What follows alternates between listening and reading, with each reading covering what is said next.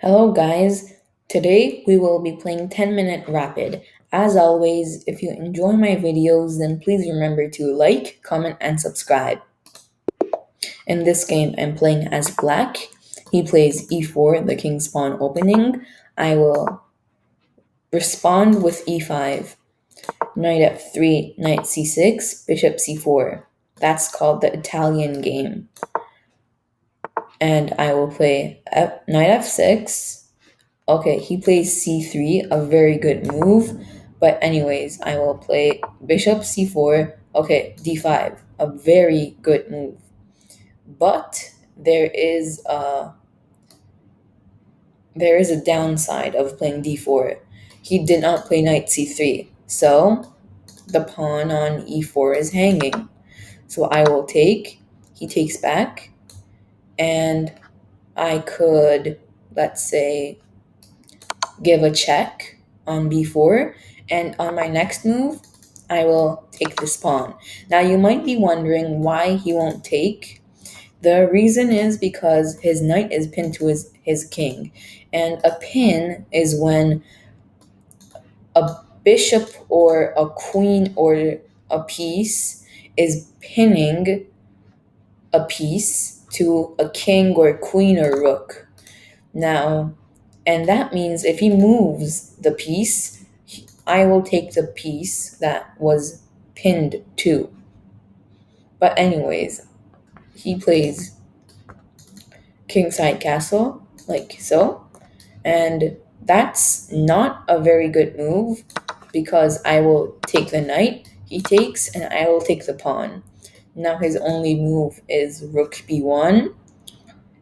And in my future moves, okay, well, he blunders his rook, but I I will take the knight. Let me explain why. I will take the knight. Okay, let me explain. If I would have taken the rook, he would have taken my pawn with check, and I would have had to move my king, which wasn't really nice. So I took the knight to prevent bishop takes f7 check, and he took my knight. I will take his rook for free. And that prevents bishop takes f7 check because I have defense. Anyways, he plays queen f3, trying to mate me, checkmate me, but I can respond with a simple kingside castle. Now he plays rook d1, which is a good move. I have many options. I will probably play queen to h4, pressuring the pawn on h2 and threatening to take the bishop. And let's not forget that this pawn on e5 is hanging. I could have taken it, but I didn't really see it. But anyways, I played queen h4. Okay, now he's trying to take my rook. And okay, my rook is under attack, so now if I move it to e8, he will take my pawn on f7 with check with a fork. If I move it to d8, he will take my pawn on f7 with check. I'm forced to move it, which is not very good. And sacrificing my rook is not very smart. Actually, well, you could say I can if I take the pawn on e5. He takes my rook, I take the pawn with check. He moves, and I, let's say, give a check. He's forced to here, to e2, and I could maybe pin the queen, but I have no defense on g4. So it's not very smart to sacrifice the rook. But anyways, I will play rook d8.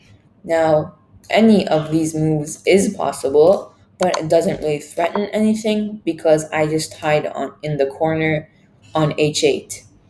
Now, when he moved his bishop to a3, this bishop, was also under attack. I had to respond because my rook is worth more than that bishop, so I moved it all the way to d8. Now he plays bishop to e7, which technically traps my rook and attacks my queen. But now I could I cannot take the bishop. Let me show you.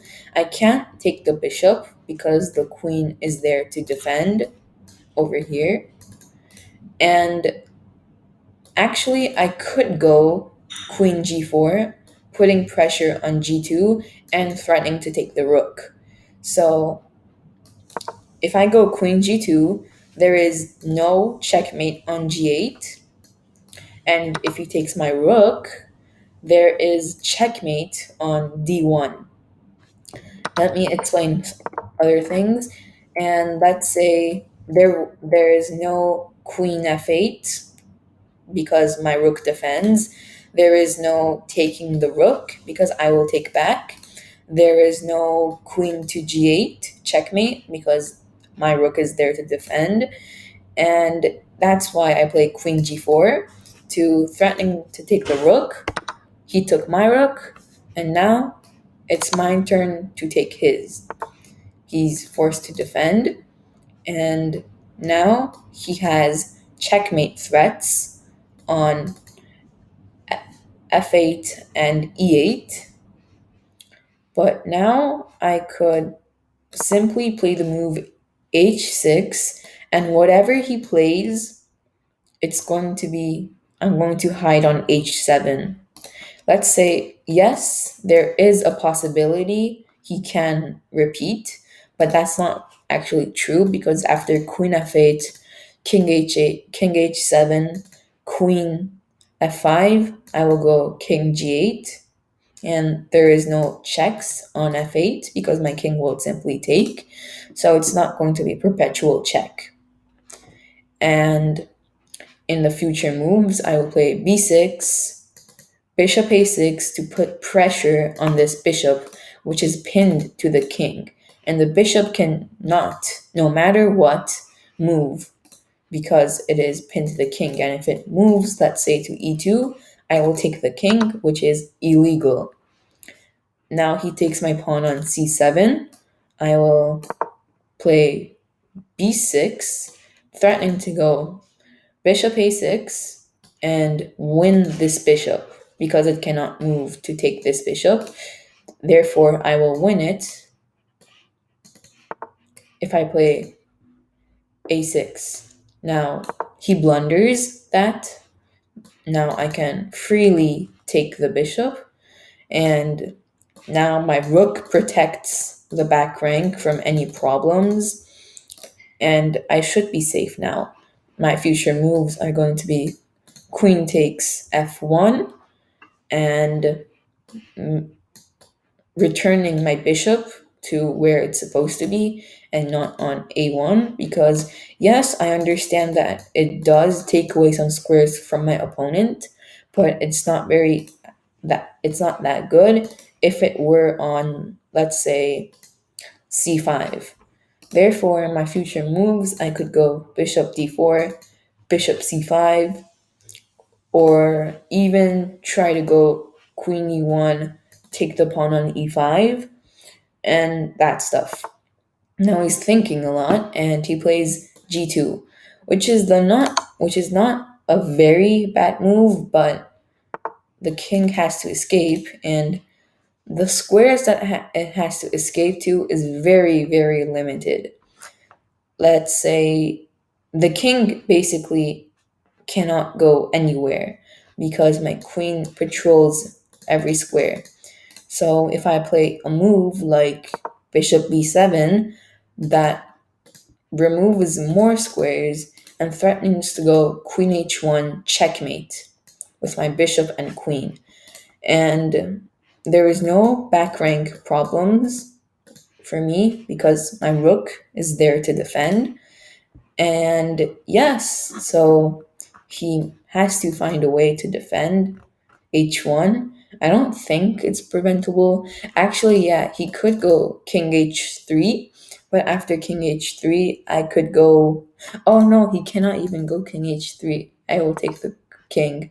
Okay, yes, f3 is a possible move, but I will take it, and he's forced to sacrifice his queen for my bishop because there is absolutely no way to defend queen h1 checkmate because my queen patrols all the squares with my bishop.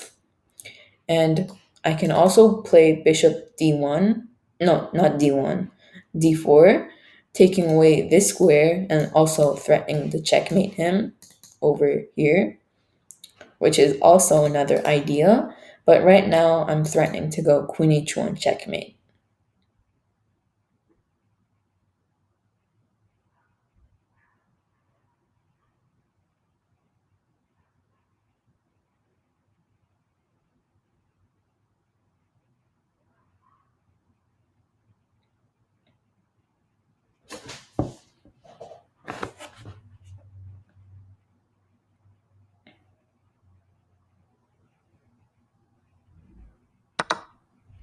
Okay, he finally decides to sacrifice his queen, which I will take back. And now I have a 15-point material lead, which is a lot. Now he decides to sacrifice his pawn because he's losing hope. But now I will play. Oh, okay, he resigned. Now there is no threat because he has no major pieces to attack me with. My future moves would have been bishop d4, rook d8, maybe queen f2 check, and try to make a passed pawn on the A and B file.